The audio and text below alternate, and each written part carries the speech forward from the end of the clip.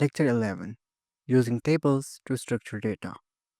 Tables are one of the most effective ways to structure, manage, and analyze data in spreadsheet applications. Unlike raw datasets, tables offer built-in features that allow for easier sorting, filtering, and formatting. Whether you are working with financial data, tracking inventory, or managing survey responses, tables improve clarity, consistency, and efficiency. You will learn how to create and use tables to organize data clearly, apply built in tools like sorting and filtering, and make your spreadsheets easier to read and manage. Objectives of this lecture. By the end of this lecture, you will be able to convert raw data into a structured table, use table features such as sorting, filtering, and formatting, apply total rows and structured references for easier calculations. What is a table? A table is an organized way of sorting data in rows and columns with added functionality for better management. It allows users to format, sort, and analyze data more effectively. Tables are particularly used for organizing large data sets for easy readability, performing quick calculations using built in functions, ensuring consistency when working with multiple data entries, creating a table in a spreadsheet. Steps to create a table. For example, I have dataset like this and it has column headers. Here you can see the headers as well. We'll just select all this dataset, go to insert tab, we'll just click on this table and it asks us that it has a header or not as well. So we'll just click OK as they have headers. We'll click on that. Here you can see it has been converted into a table. Example, if you have a dataset listing customer purchases, converting it into a table allows for quick sorting by purchase date, filtering by customer name, and automatic calculations for total sales. But in this case, you can just customize this by department ID, employee ID, names, and bonus in dollars. So this is how you can just customize it as per your needs, and you can add filters if you really want to have a specific data from this dataset. Formatting and customizing tables. Tables offer various formatting options to enhance readability.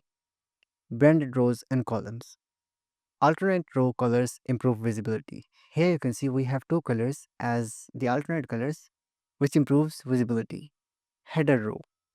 Column titles become bold for easy identifications. Here you can see we have the header in bold so that they can be distinguished from the rows. Predefined styles. Professionally designed theme enhance clarity. When you just click on this table, it gives us a tab called table design. We'll click on that and you can just customize the colors of this table as well, and you can have more options when you just click in this table. But when you just click outside, that tab will be gone. When you just click on this table entries, then a tab will appear as table design and you can just customize it as per your needs, and you can choose any color of your choice. For example, I just want to go with this one, which are the alternative ways. And here you can see we have two different colors as alternate, so it makes the entries more visible. But we'll just click on that and we just can have this. So this is how you can just customize a table. Example, a financial analyst tracking expenses can apply professional formatting to a budget table to make cost categories more distinguishable. Sorting and filtering data in tables. Tables include built-in sorting and filtering tools that allow users to display only relevant information. Sorting in a table. When you just click on this and you have a little drop-down menu in here, if you want to sort it as per our needs, when you just click on this little drop-down menu and it asks us to sort smallest to largest or sort largest to smallest as they are the numbers. But when you just click on that, it asks us to sort by alphabetically ascending or descending. So it just identifies that which column has numbers and which column has text. So it gives us suggestion according to that data entries. For example, I just want these names to be sorted alphabetically and we'll click on that. And this column C, which has names, has been sorted alphabetically from A to Z. Example, a student tracking assignment deadlines can sort due dates from earliest to latest to prioritize workload. Filtering data in a table. For example, I just want to apply a filter on this employee ID. You click on that and you can just go with customs number filters, and you can just go to this custom filter and this interface will appear, and you can just select that I just want employee IDs which has been greater than 10 and less than 20. So I just go with greater than 10